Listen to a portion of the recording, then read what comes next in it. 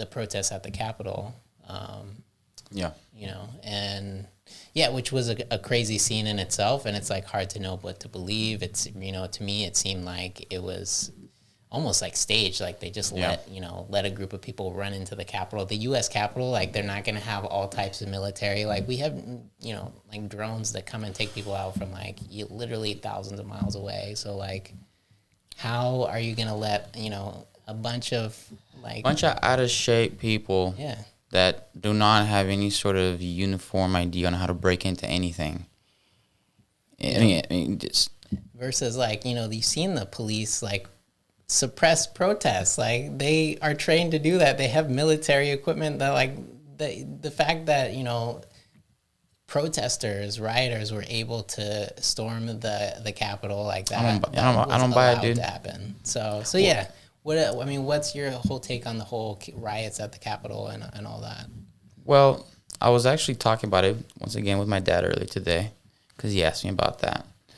And in this sort of situation where I was sort of talking it through, the more and more I was like, exactly what you just said, which was, here you have arguably one of the most important days that has been ramped up to, meaning November, we did not come to a conclusion because there was all kinds of nonsense going on back and forth. Mm-hmm. So it was all waited out for January 6th. So for the last 2 months, they have been ramping up January 6th. Mm-hmm.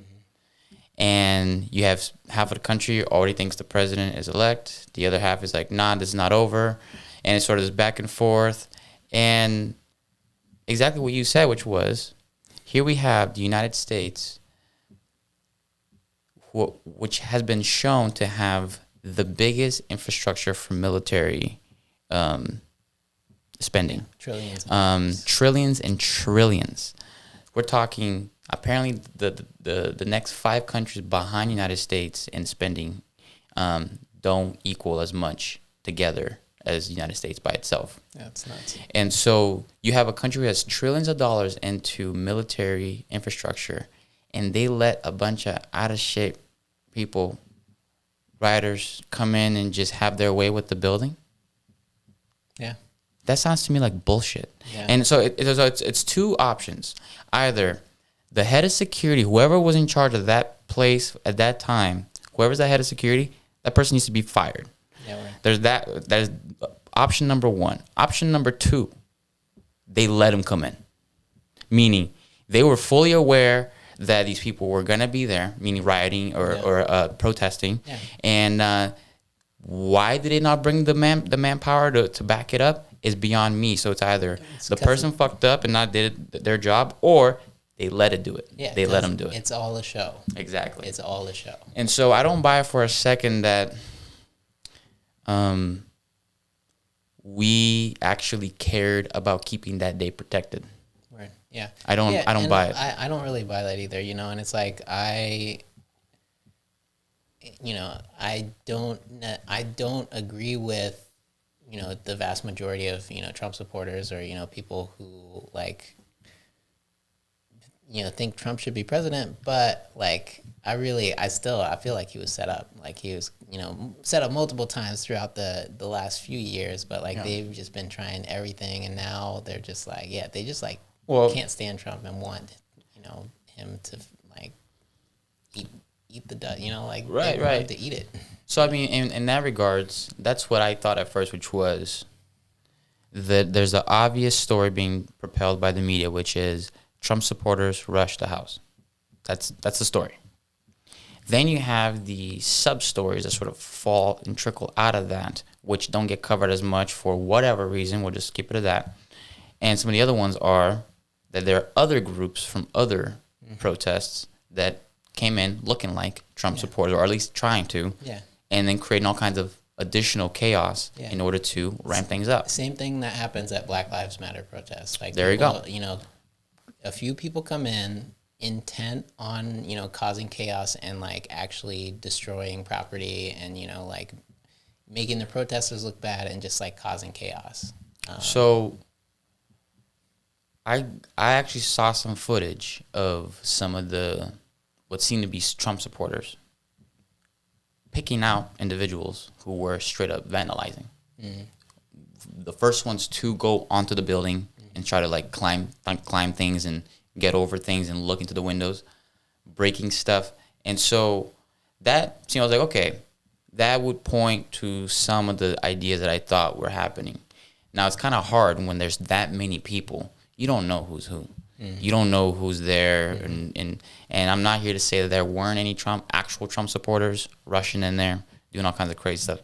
I don't have enough information to be able to say X amount were fraudulent, fake Trumpers, and X amount were. So, well, the thing is, like, in a group like that, just a group, like, you know, mentality, like mob mentality, even if, you know, 90% of the people are there to protest peacefully, like, you know, a few people that are really enthusiastic and like getting people riled up you can like get swept up in the mob mentality and like go, you know, just rush. If people are rushing and you're in the middle of the crowd and there's people behind you rushing, like there's not a whole lot to do but keep rushing. Oh yeah, I mean the madness of crowds is a real thing. But yeah, I mean we've talked about it before, and like you said, people who are really patriots and really care about this country aren't going to be vandalizing the Capitol. No, the majority of actual Trump supporters are America-loving citizens, like for real. And the whole year, the majority of them haven't been down with the looting and the rioting to begin with. Yeah,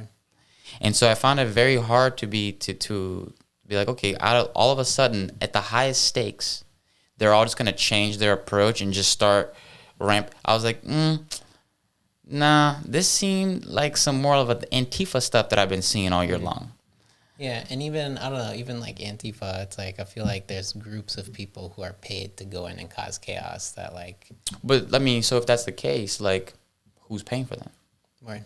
Yeah, I mean, one of the theories or the names that you hear on conspiracy videos is George Soros. So I've looked into some of that, and it added up in my research that apparently the guy wasn't actually funding anything.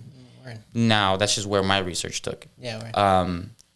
Because I've heard it multiple times, like, how are these people able to like travel around the country? Like most of them don't even have jobs, type of thing. Individuals, and professional protesters. I'm like, yeah, I feel that, but I mean, look at 2020. If any one of them just got on the unemployment wave, you got time and you got the money coming in. Yeah, government sponsored. Exactly. So if anything, I would say the highest sponsor is the actual government itself. Our own country has sponsored the majority of these. That's kind of a wild idea, but I wouldn't be surprised. Yeah, I mean, if you think about it, it's just kind of like an obvious thought. But I've heard from people who infiltrated Antifa to expose the ideologies from within, meaning they went to the protests, they hung around and basically acted as if, and then came back and basically wrote books about it. And there's a few of them, and we should actually dive into one of the episodes a little bit deeper, because it's really interesting stuff. But at the end of the day, that's the only group that I've come across that legitimately hates the United States, like to the core, like left or right. They want to fuck it up. They want to burn it down. Wow. And so that's where I was like, yeah, I could see that left, blue or red winning, Antifa's there to mess it up. Yeah, word. Because they don't like capitalism, period. So Joe Biden in office is not going to end capitalism. Yeah. Kamala Harris on office is not going to end capitalism. Yeah, so they don't even like those people to begin with. Yeah, that's interesting. Yeah, I mean, I guess I don't really know that much about Antifa as a group. Well, here's the thing. I have done the formal research, and then I've talked to people.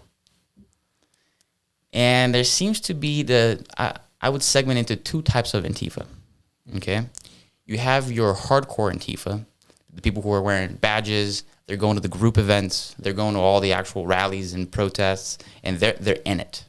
And then you have the people who are just like, yeah, I'm anti-fascist. And they just talk about it. They're not going to the rallies. They're not protesting. They're not wearing any badges. They just like to get what I like to call virtue points. I mean, I would consider myself an anti-fascist. Yeah, no shit. Everybody does. That's the funny part. It's just like me saying I'm anti-racism. No shit. The vast majority of people are anti-racism. So for you to come up with a name for that is the dumbest thing ever. Like, nobody's actually saying here that they're for fascists. So you're saying we should start Antifa. All right, thanks for watching this clip from Appropriate Culture. If you want to watch the full episode, go ahead and check out us at appropriateculture.com. You can also check us out on social media platforms at Appropriate Culture. Like, subscribe, and we'll see you guys on the next one.